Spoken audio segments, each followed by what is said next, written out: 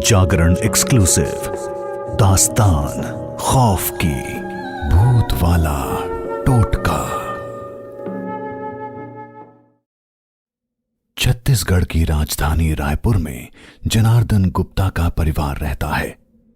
परिवार में उनकी पत्नी, 2 बेटे, बहुएं और 3 पोते हैं। 5 साल का बड़ा पोता आराध्य, फिर सृजन और अनिकेत हैं।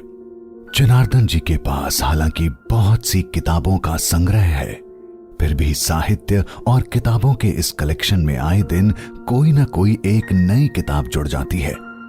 इस काम में उनके ही जैसे कुछ दोस्त भी अक्सर उनकी मदद करते हैं। एक दिन उनके मित्र चेतन आनंद एक पुरानी सी किताब दे गए। किताब भूत, चुड़ैल और टोनो टोटकों से जुड़ी थी। जनार्दन जी के इस पुस्तक प्रेम की वजह से घर में पढ़ने पढ़ाने का अच्छा माहौल था। बच्चे भी अक्सर किताबें पढ़ते रहते थे, इसलिए सहज रूप में ही ये किताब आराध्य के हाथ में पड़ गई। आराध्य को किताब डरावनी होने के साथ काफी इंटरेस्टिंग लगी। उसने अनिकेत और सृजन को भी इस भूत चुड़ैल के टोनो टोटकों से जुड़ी बुक के बारे में बताया। गर्मियों की छुट्टी के दौरान एक दिन दोपहर में जब घर के कुछ लोग सो रहे थे और बाकी काम पर गए थे, आराध्य इस किताब में लिखे भूत चुड़ैल को बुलाने वाले टोटके को सृजन और अनिकेत के साथ पढ़ने लगा। सृजन को अक्सर नई नई शैतानियां सूझती रहती थीं। अचानक वो बोला, भैया इस प्रैक्टिकल को करके देखें। आराध्य बोला, मतलब मैं समझा नहीं। सृजन बोला, भैया दिया, आईना, रस्सी और जो भी सामान इसमें लिखा है मैं लाता हूं, आप पढ़ते जाइए, हम वैसा वैसा करते जाएंगे, देखते हैं कोई भूत चुड़ैल आता है या नहीं। अनिकेत बोलता है, दादू कहते हैं भूत चुड़ैल कुछ नहीं होते, इसलिए देख लेना, कोई नहीं आएगा।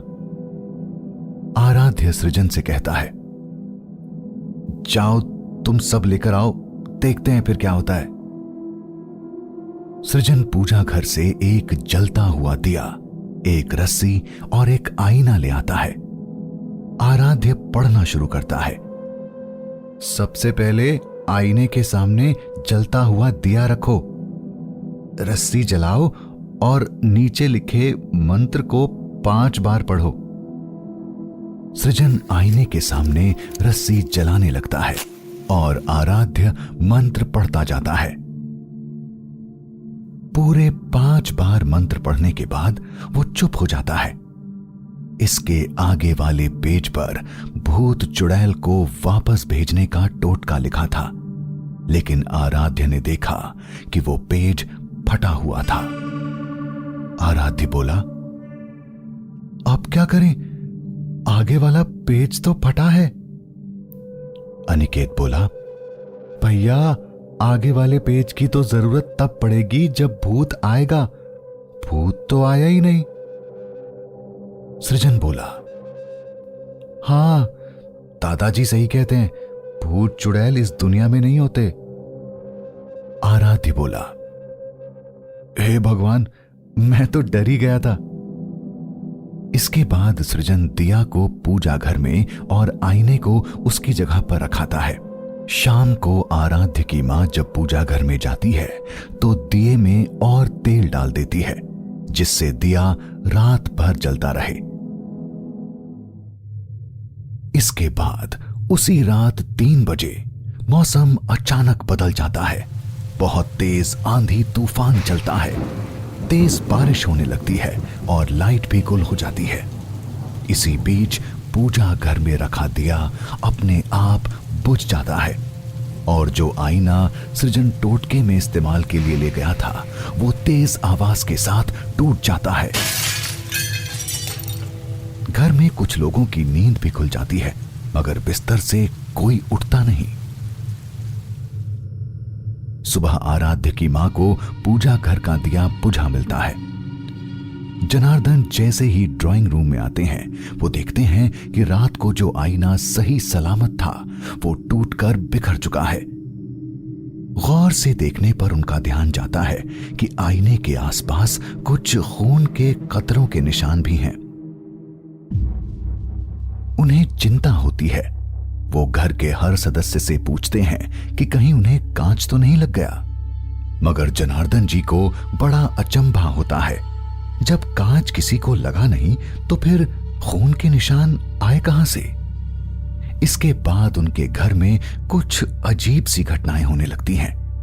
दूसरे दिन रात को सोने जाने से पहले वो ड्राइंग रूम की लाइट बंद करने जब आते हैं तो उनको ऐसा लगता है कि जो आईना टूटकर गिर गया था वो उसी दीवार पर लगा है और उसमें उजाले के साथ एक डरावना भूतिया चेहरा नजर आ रहा है। वो फिर से लाइट चालू करते हैं मगर देखते हैं कि दीवार पर कोई आईना नहीं था। आराध्य की मां पूजा घर में जब दिया जलाने लगती है तो देखती है कि दिया तो सूखा है, फिर भी बिना तेल के दिया लगातार जल रहा है। सृजन के मम्मी पापा का बेडरूम टेरेस पर था। एक रात बेडरूम के बाहर टेरेस से किसी के चीखने चिल्लाने की डरावनी आवाजें आती हैं। उनकी नींद खुल जाती है। वो हिम्मत करके बाहर देखते हैं लेकिन चारों तरफ सन्नाटा था। पूरे घर में अब इन तमाम हादसों को लेकर सबकी चिंताएं बढ़ती जाती हैं। जनार्दन जी की पत्नी डरते हुए कहती है, कहीं हमारे घर में कोई भूत प्रेत का साया तो नहीं आ गया? ये सुनते ही जनार्दन जी गुस्से में उन्हें डांट देते हैं। इसके बाद वो हमेशा की तरह सोने से पहले ड्राइंग रूम की लाइट बंद करने के लिए जाते हैं। उन्हें वही आईना, वही चेहरा दिखाई देता है। इस बार वो काफी सहम जाते हैं। अचानक कमरे का दरवाजा बंद हो जाता है।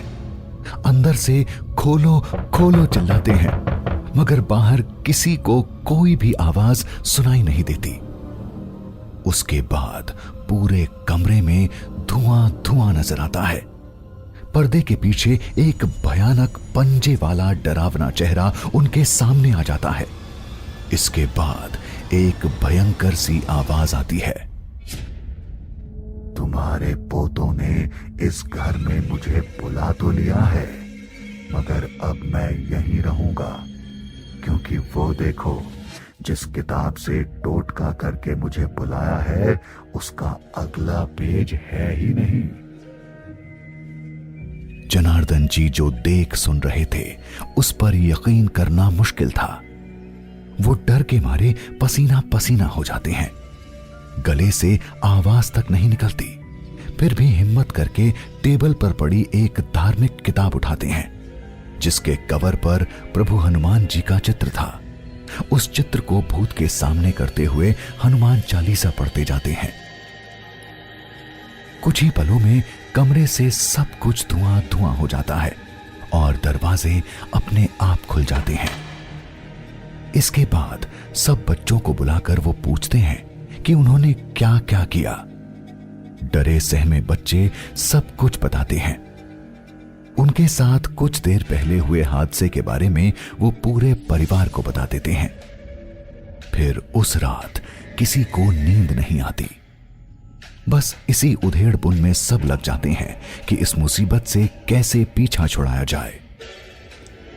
आखिरकार जनार्दन जी को एक कर्मकांड करने वाले तांत्रिक की याद आती है। अगले दिन वो उसे बुलाते हैं। तांत्रिक किताब पढ़ता है, अपने कर्मकांड से इसका हल निकालता है।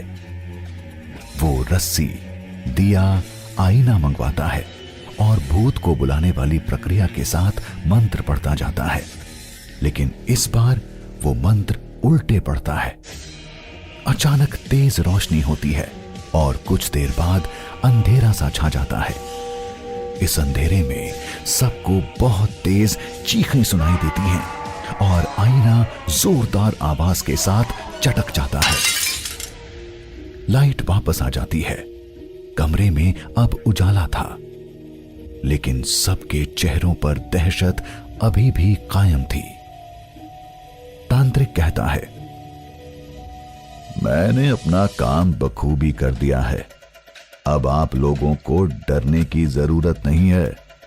बच्चों की शैतानी का नतीजा ये खौफनाक हादसा पूरा परिवार कभी भी भूल नहीं पाता।